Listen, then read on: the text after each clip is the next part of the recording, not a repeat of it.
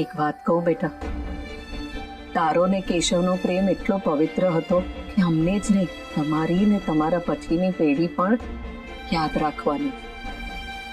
તમારા સંબંધને જોઉં છું ને, અત્યારે મને ખાલી રાધા ને કૃષ્ણ જ યાદ આવે છે. એ જ તો કેશવની ખાસિયત છે ફૈબા. એ ક્યાંય કોઈની સાથે સ્વાર્થના સંબંધ ના રાખ્યો ને કોઈની સાથે સંબંધ તોડે પણ નહીં. હું તો એની સાક્ષી જ છું ને. એને કેટલી વાર સંભળાવ્યું, પણ એને કોઈ દિવસ એના મનમાં એ બોજો રાખ્યો નહીં. એ તો ખબર નથી પડતી કે કેશવ ને નીરવ સગા ભાઈ હોવા છતાં પણ બંનેમાં આટલો ફરક કેમ છે? ફૈબા, હું સાચું કહું છું. નીરવે મને કહ્યું કે એને આપણા ઘરમાં અને આપણી પ્રોપર્ટીમાં ઇન્ટરેસ્ટ છે. એનો ઈરાદો એ જ છે ફૈબા. મને ખબર છે બેટા. તને યાદ હોય તો હું જ હતી નીરવને ઐશ્વર્યાના ગોળદાણા ન થવા દેવા એના પાછળ. પણ તને ખબર છે ને, ગુરુએ મારી વાત જ નહીં માની. ફૈબા, તમને ખબર છે કાલે ઐશ્વર્યા અને નીરવ કોર્ટ મેરેજ કરવાના છે. શું? યસ ફૈબા, અને આપણે કંઈ પણ કરીને કોઈ પણ હિસાબે આ મેરેજ રોકવા છે. આપણે ઐશ્વર્યાને સમજાવીએ તો? કોઈ ફાયદો નહીં ફૈબા. એની આંખો પર પ્રેમની પટ્ટી છે. આપણે કોઈ બીજો રસ્તો વાપરવો પડશે. તો પછી શું કરશું આપણે? હું એ જ વિચારું છું. તો વિચાર બેટા, પણ એક વાત યાદ રાખજે, ઐશ્વર્યાના લગ્ન રોકવા માટે હું તારી સાથે છું. કંઈ પણ કરવું પડે આપણે કરશું. નીરવ ઘરમાં આવ્યો તો મારે હાથમાં કટોરો લેવો પડે એવી હાલત થઈ જશે. આ લગ્ન હું કોઈ કાળે થવા નહીં દઉં, કોઈ કાળે નહીં. બધું જ નક્કી થઈ ગયું છે. કાકા, ફક્ત 11 દિવસ. આ તો બહુ જલ્દી છે. તારે શું ચિંતા કરવાની જરૂર? આ તારો કાકો છે, કિમજી છે. વી હિયર, વાઇફ હિયર. બધું થઈ જશે. હે કાકા, તૈયારીમાં તમે લોકો પહોંચી વળશો, પણ મારું શું? હું તૈયાર નથી ને. માધવ દીકરા, તું મને એમ કે તું કહીશ કે આવતા 5 વર્ષ સુધી હું તૈયાર નથી, તો મારે આ છોકરીનું શું કરવું? તું કોઈનું નહીં વિચાર, એનું વિચાર. અરે એ છોકરીની અત્યારે દશા તો વિચાર ના એના ઘરની છે ના આપણા ઘરની છે. મારી તો એકમાત્ર ઈચ્છા છે દીકરા કે તું પરણી જાય એટલે આ છોકરી આપણા ઘરમાં આવી જાય ને દિવસભર તારું ધ્યાન રાખે એટલે હું છૂટતો બેટા. કાકા, પણ તમે એ તો વિચારો કે પણ નહીં, તારા પણ મારા બહુ લોહી પીધા છે બેટા. 2 હાથ જોડીને ત્રીજું માથું નમાવું છું. એક વસ્તુ ધ્યાન રાખી લે માતો, 11મે દિવસે લગ્ન થશે ને થશે. સાક્ષાત ભગવાન પણ જમીન પર આવશે ને તો આ લગ્નની તારીખ નહીં ફરે. ભીમજી, તમે કીધું ને થઈ જશે. અને છોકરી તું ચિંતા નહીં કર. તારે જ્યાં જવું હોય ત્યાં જા, જે લેવું હોય તે લે, સારામાં સારા ઘરેણા લે, કપડા લે. અરે મારા ભત્રીજા માધવ આચાર્ય સાથે તારા લગ્ન છે. હે ચાલો હવે આપણે જમીએ. સંસ્કૃતિ બેટા. ચાલો શેઠ, ભૂખ લાગી છે. ચાલો.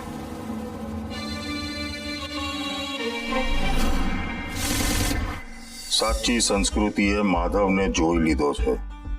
જો હવે માધવની યાદદાશ્ત પાછી આવી ગઈ તો મારા હાથની મોટી બાજી છીનવાઈ જશે.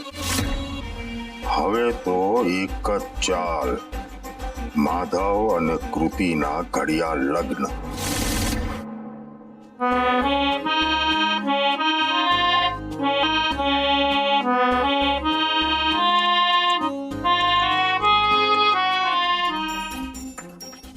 અરે વાહ, શું વાત છે! મારો દીકરો સંગીતની દુનિયામાં પાછો દાખલ થઈ ગયો. ફૈબા, જ્યારે મનથી શરીરથી થાકી જાઉં ને ત્યારે આ સંગીત મને બહુ જ રાહત આપે છે. એવું લાગે જાણે હું સ્વર્ગમાં પહોંચી ગયો. બોલો, તમને કઈ કામ હતું? કેમ? કામ વગર હું મારા દીકરાને મળવા ના આવી શકું? આજે કેટલા વખત પછી તમારા આ શબ્દોએ મને બાની યાદ અપાવી દીધી.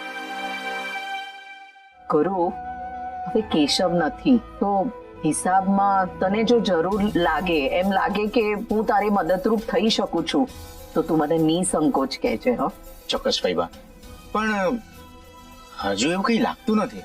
એકલા હાથે તું કેટલું સંભાળીશ ગુરુ? ઘર, દુકાન, દીકરી.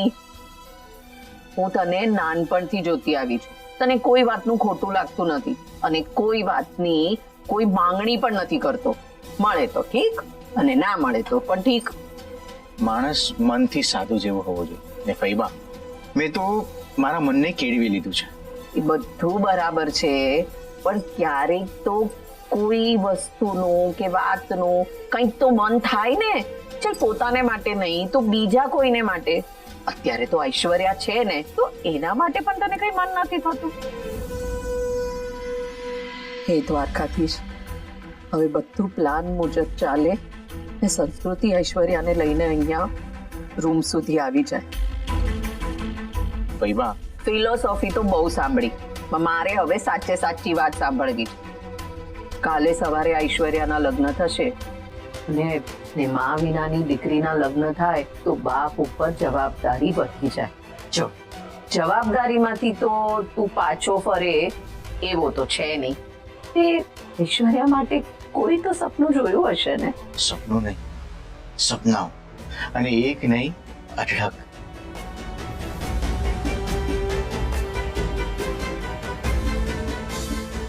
હવે મારે જીવવાનું કોની માટે ફઈબા?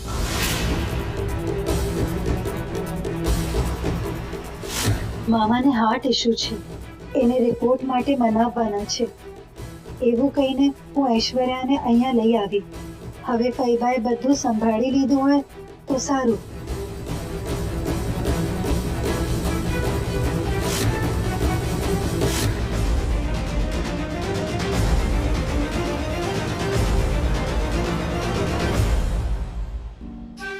ઐશ્વર્યા સિવાય મારું બીજું છે કોણ જેના માટે હું જીવું?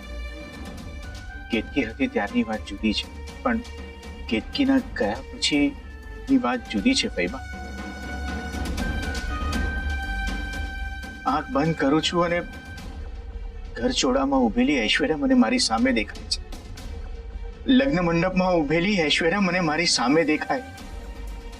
અક્ષત ઉછાળીને ગગન મહેલનો ઉમરો ઓળંગતી ઐશ્વર્યાને જોવી, એના સિવાય મારા જીવનનું બીજું કોઈ ધ્યેય નથી.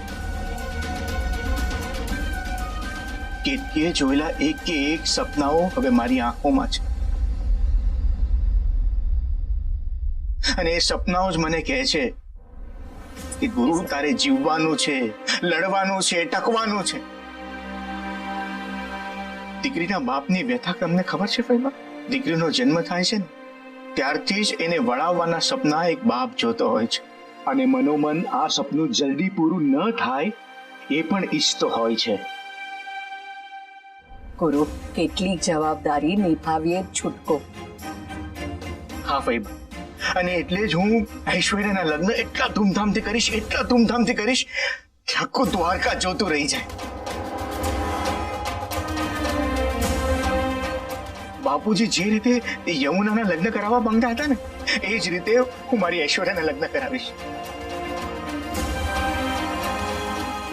બાપુજી જે રીતે એને વડાવવા ઈચ્છતા હતા ને, એવી જ રીતે વડાવીશ કે બાપુજીની યમુનાને વડાવવાની અધૂરી ઈચ્છા અને ઐશ્વર્યાની વડાવવાની ઈચ્છા પૂરી થાય. ભાઈ બાપ, ઐશ્વર્યા તો મારું માન, મારું સન્માન, મારું સ્વાભિમાન છે. દ્વારકાધીશને પ્રાર્થના કરીશ કે તારી બધી ઈચ્છા પૂરી થાય.